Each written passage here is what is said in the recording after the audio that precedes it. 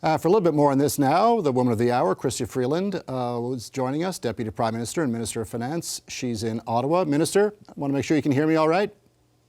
I can hear you perfectly, Paul. I can't see you, but I can hear you. Okay, glad to almost meet you. We've nearly crossed paths a couple of times in Washington, but thanks for joining us today. Listen, before we get to the fiscal update, you're in isolation right now. That's the reason you're not in the House of Commons, but you've tested negative. You've cited the Omicron variant as why you're being so cautious. Prime Minister is slated to speak with the premiers tonight about that situation. Will new travel measures be announced? That's what everyone's wondering. So just to be clear, Paul, and sorry for being so nitpicky, I'm not actually in isolation. I haven't had direct contact with anyone who's tested positive, but there are a couple of people who work in my office who I haven't been directly sort of in a room with, but they work on my team, who did test positive this morning. And given how virulent Omicron is, I just thought I would be setting a terrible example to go and appear in person in Parliament or in the House of Commons.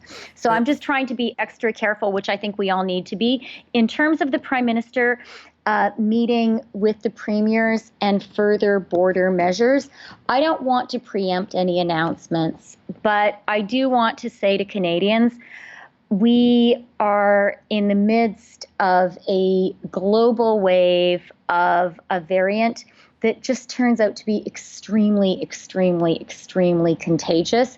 Canada right now is in pretty great shape compared to our peer countries when it comes to the level of infection of COVID-19. So we have a chance to keep this under control. But we can only do that if all of us really act, and the federal government is committed to doing its part. And not to be nitpicky, but it's not that it's virulent, it's that it's transmissible, right? That's the... Okay, Paul, you've got me there. But that's an important distinction, and I just want just for clarity. I apologize for getting that wrong. No, and I say that with all respect, obviously, because it's an important distinction. No, that's okay. I'm not an epidemiologist. I think, like every other Canadian, I just sort of feel like we've all become amateur ones, right? It's a tough one. Okay, let's move on to the fiscal update. Your government has set aside $4.5 billion in this update for, Omicron variant response. Where did that number come from? How did you get at that number? So let me actually start by saying we are in a very uncertain and unpredictable moment right now.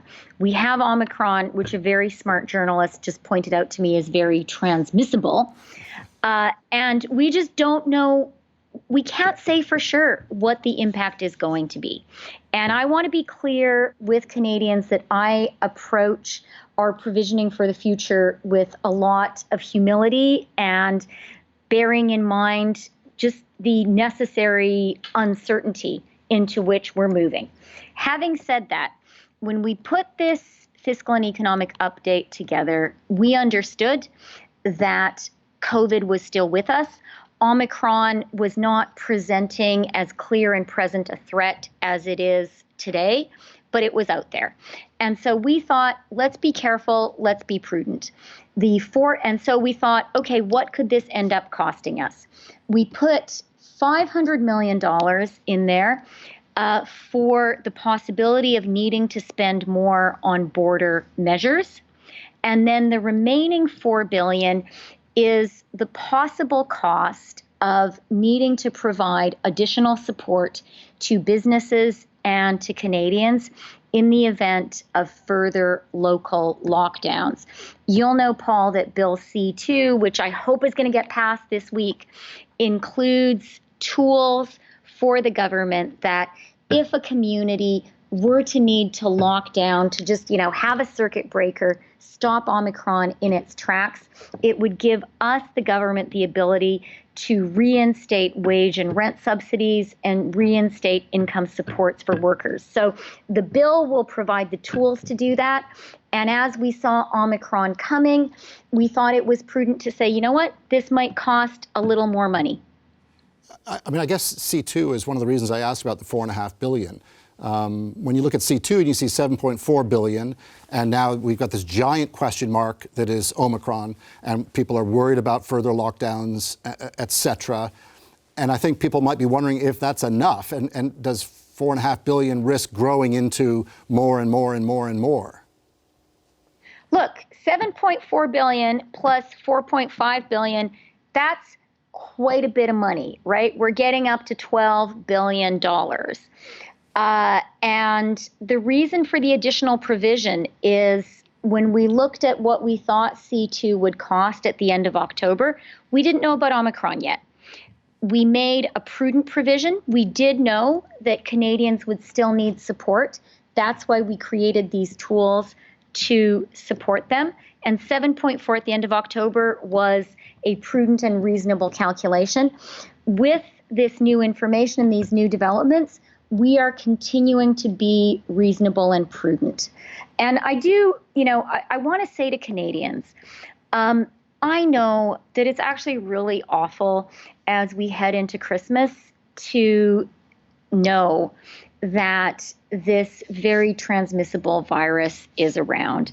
And it's terrible to think we're in for another round of the fight. But I want them to have the confidence that we are buying all the tools we can to fight it, therapeutics, boosters, rapid tests, and that the economic support is there too. And I do want to say to you, Paul, people should have confidence when they look at the provisions we made in the budget and where we are economically today and fiscally today. COVID actually has lasted a little longer than we thought it would in the budget. We had to extend the wage and rent subsidy for an additional month. That was not provisioned in the budget. But even with that additional cost, we have come in under our numbers, under our projections. So I do want Canadians to know, even though there's a lot of uncertainty, we have the tools and we are being really, really prudent in our forecasts. One of the things that Canadians are also thinking about is inflation. It's at an 18-year high, 4.7%. Yesterday, your government, looked at targeting 2%, I think. I get it. It's a global problem. It's a global challenge. Canada is not unique by any means in this. So there's that. But what people are wondering is how long is this going to last?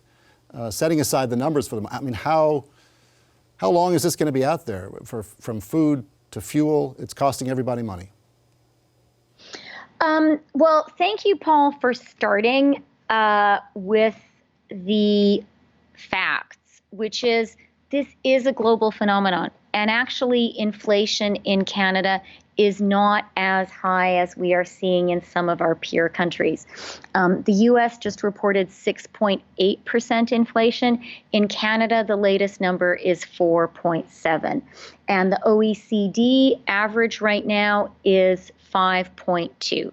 So it's really important for people to understand that this is not a made in Canada problem. This is about supply chains. It's about global energy prices. It's just about the reality that it's hard. It's one thing to turn off the switch and turn off the world economy. It's a lot more complicated to turn it back on again. And the reason I emphasize that, Paul, is you have to have a very good diagnosis of the problem in order to have the right remedy. So that is point one.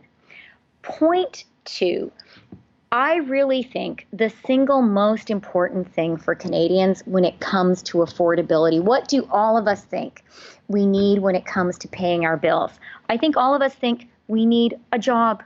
And that is why I have been so focused, our government has been so focused on recovering the jobs lost to the COVID recession. That's why the fact that we have 106% of the jobs recovered that is so important. There are some things we can do. On supply chains, you will have seen $50 million that I announced that we are going to spend to try to unsnarl some of the supply chain congestion to try to support our ports. You know that I'm a big believer in childcare, and that doesn't help everybody, but the people it helps a lot. And we do really think there is a lot of work to do on housing supply, and that's something I'm very focused on as we look towards the budget. But on timing, when can Canadians expect that inflation might drop back down into what is a more acceptable level? I think people understand the causes behind this, and they need only look south of the border to see inflation at a much higher rate than it is here.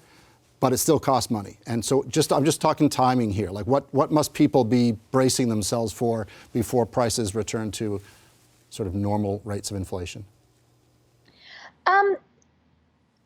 I will say that we are seeing in the global economy some signs that things are heading in the right direction. If you look at indicators like cargo prices, that's an indicator a lot of economists are looking at right now. I think we can be hopeful that those prices have peaked and that they are starting to fall. That's a very important leading indicator that the supply chains are starting to be unsnarled. I'm not going to give a specific forecast, Paul, because of Omicron. And that is just a new curveball. And we just don't know what it's going to do to the global economy. And so I think that we need to be a little bit humble when it comes to the uncertainty that is out there.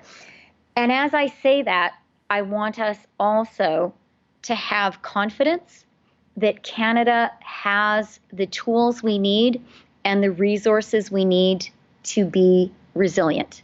It's what we've done so far. It's what we're going to continue to do. And the results so far are actually pretty good by comparison to our peers around the world. And really, our recovery, our economic performance has been so much stronger than so many people feared it would be when we had the worst recession since the Great Depression. And that was just 21 months ago. Minister, I thank you for your time. I know you were emphasizing all afternoon. This is just an update, so lucky you. Now you get to start work on the full budget. So good luck with that. That's okay, but I've had a precision added to my vocabulary, and I will be very clear on transmissibility, Paul. I really thank you for that. All right, thanks a lot, and we'll talk again.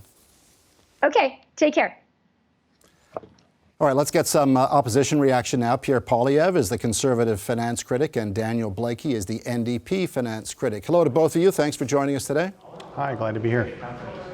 Pierre Poilievre, deficit projections in this update are slightly smaller than projected in the budget of 2021. This year alone, it dropped by about $10 billion. What do you say to that? Is this a good sign to you? No, it's the inflation tax.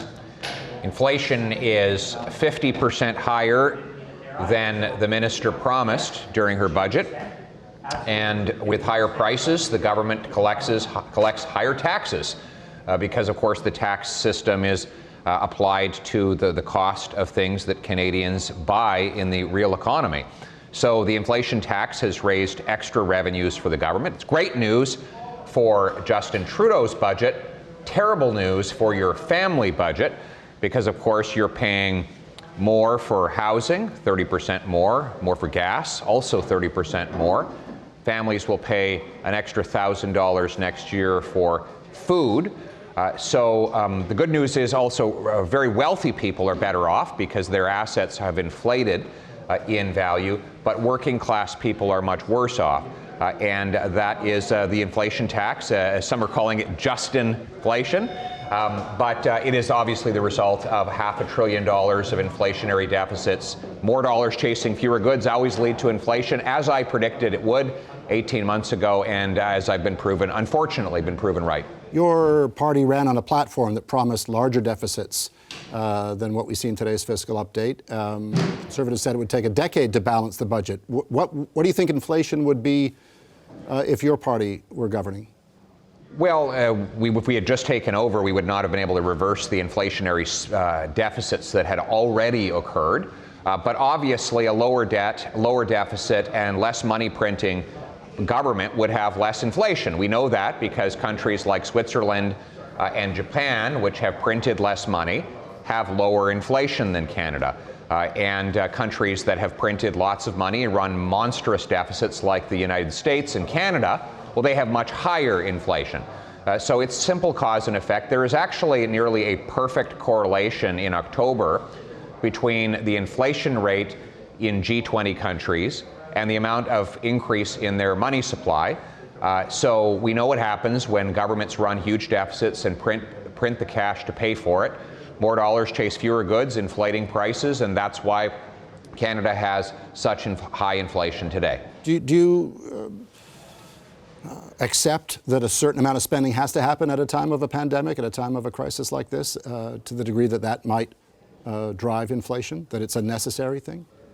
Well, we supported income replacement for businesses and workers who were locked down. We did not support paying CERB benefits to extremely wealthy individuals, to people who could have been working when the economy was fully open for a year with as many as 1 million job vacancies. We did not support sending checks to prisoners, to criminals, suspected fraudsters, or corporations that were rich enough to pay out dividends and bonuses to their shareholders and executives. None of that was required by COVID. These were deliberate and irresponsible spending decisions by a government that just doesn't care about the cost of things. Daniel Blakey, government's pandemic support legislation is before the House now, C2. House rises at the end of the week. We've got Omicron staring us all in the face. Will your party throw its support behind the Bill C2 to get this done? Well, we've been very clear that as a program for building a fair recovery, Bill C2 is a failure. It leaves far too many people behind. So, there were 900,000 people who were collecting the CRB, and most of them weren't fraudsters. Nobody's endorsed fraud over the course of over the life of CERB and the CRB. But the fact of the matter is there's a lot of people who have not been able to get back to work, not been able to get enough hours in order to be able to support their family. There's still clearly a lot of economic challenges for households, and they were depending on that kind of support if they weren't able to get back to work. The government didn't work with employers to identify the jobs that were available and then work with people on the CRB to say, do you have the skills and education in order to be able to get hired into the jobs that are there? There's been no talk about any kind of meaningful training program. Our economy is in a moment where we're transitioning anyway. The demands of climate are requiring our economy to change as well. And so workers need a government that's willing to work with them and employers to make sure that the labor force is actually ready for the jobs that are available. Instead of having a strategy like that, we had a government try and starve workers back into jobs